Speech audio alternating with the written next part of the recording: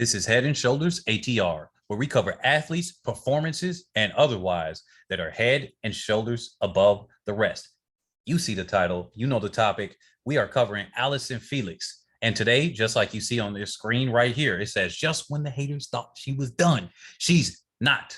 And many people may think I'm a hater of Allyson Felix for whatever reason. I really just don't understand that. I haven't really said anything negative about her. I think it's just because they wanted me to cover her more, and so that they had a problem with that. But with that being said, hey, let's cover her. I just noticed that she have a tattoo right here. Huh, interesting. With that being said, look, Allyson Felix, she's still a serious and mean contender to that gold. Don't count her out. Even though I have said in the past, and I have looked at this and said, you know what, Allyson Felix does not look as strong as some other athletes in the field. With that, I can't count her out. Remember how I said at the World Championships, you never count out a world champion, the current world champion, or the previous Olympic, the Olympic gold medalist, right?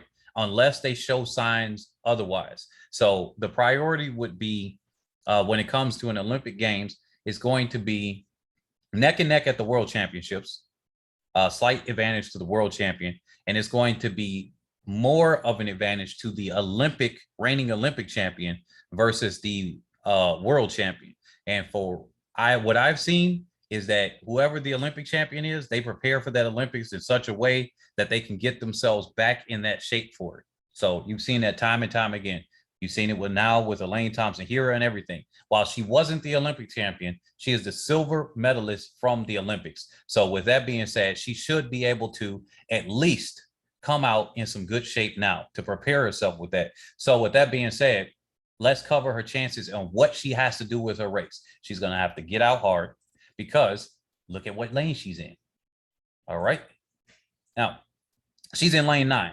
This is going to be a disadvantage to her, like really, really hard lane to do.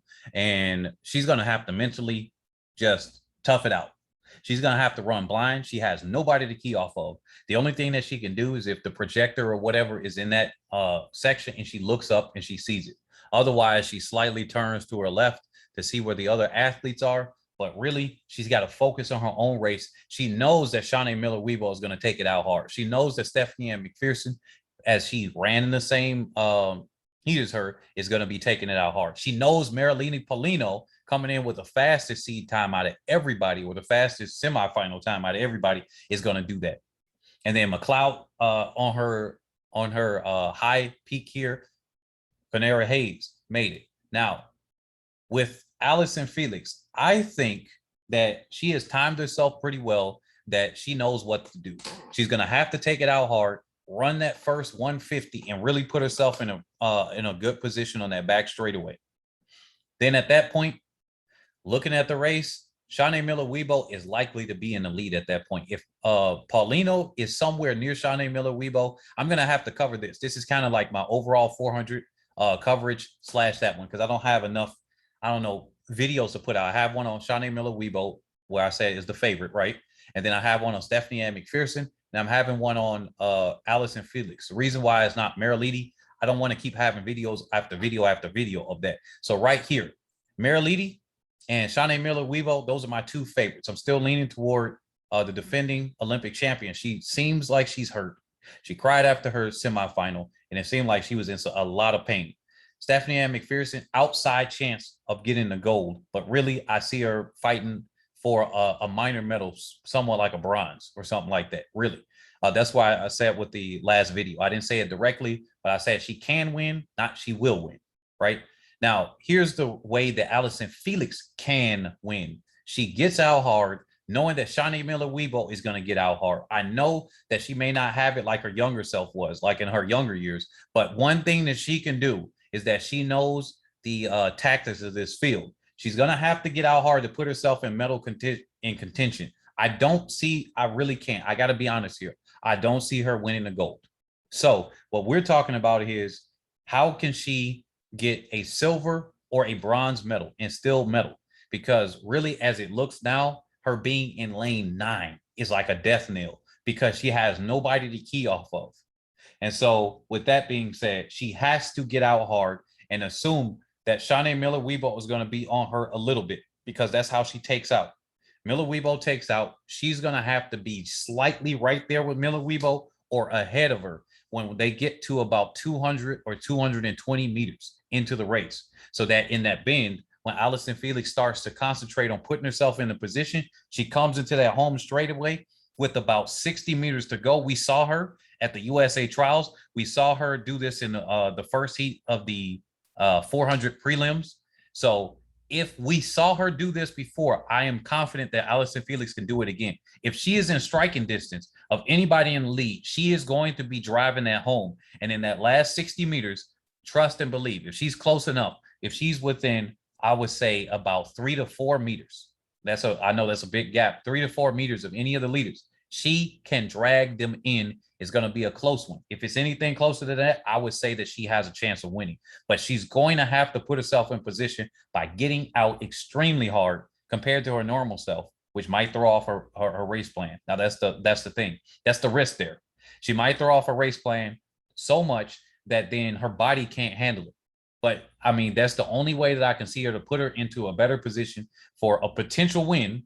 Because if she puts herself there, and Shaunae Miller-Uibo is actually hurt, Merileidy, with her inexperience, may blow up, right? And she's tired from that mixed 4x400 meter relay. Let's just say that's in her legs for whatever reason, and she just doesn't have the fitness in the final. Then Stephenie Ann McPherson, I believe that she can actually catch. So in that battle for bronze, I say Allyson Felix, McPherson, McLeod, Jody Williams. I don't really see her doing anything. If she actually finishes better than 5th place, I'd be surprised, in all honesty. I would trust Gomez and Hayes a little bit more than her, but I don't think she might. I don't think she's going to finish in last.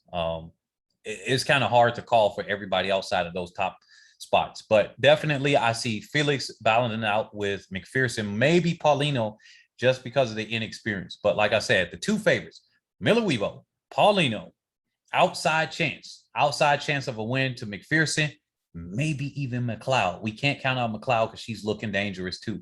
Jody Williams, I don't see too much from her. Everybody else can battle for the minor medals, including Felix. Felix has the potential, though. She has the experience. She has the wisdom, the foresight, and everything like this, especially with her coach, to get herself in not only a higher medal position than bronze, but also for the win. That's why I said I can't completely count her out for the win, because Miller-Uibo can implode.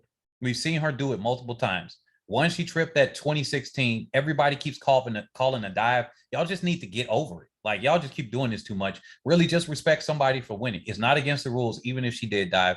And number two, it clearly looked like a trip, and then she went forward. And then the other time in 2017, she literally tripped on herself and Felix got it. So, like, I mean, what more could you ask for? If the karma or whatever you said came back, it came back the very next year when she tripped in the home straightaway. So with that, y'all just got to drop it. But I know y'all not going to drop it because y'all keep saying it over and over in the comment section. Like those people, those Nats that came out and said, oh, the American high altitude thing. Like, I had to prove it to them. I proved it to them. And then I did it on a video. It took 45 minutes. They couldn't do it. They still didn't believe me. It took until U.S. athletes start breaking world records. But then they said, you were right. I had actual proof, and they still didn't do it. So people are going to come out and saying, look, Miller-Uibo dived or dove or whatever. Allyson Felix has a real chance of getting a silver or bronze, most likely bronze from my opinion, but she can come out and pull a gold. Do not count her out. And with that being said, I got some more videos to make. I'm actually behind. Definitely like, comment, subscribe. We're looking for 10,000 subscribers. And according to the analytics, we're going to be right on pace for that come the end of October to early November. So maybe we should have a push goal to get it at the beginning of October, because the regular analytics that I'm seeing shows that we can get that there. Maybe we should do a push goal. What do you guys think? Anyway, do you agree or disagree with my assessment that Allyson Felix most likely is going to get a bronze at best, but she has the chance and capability of getting a silver or a gold? Let me know in the comment section below. Peace.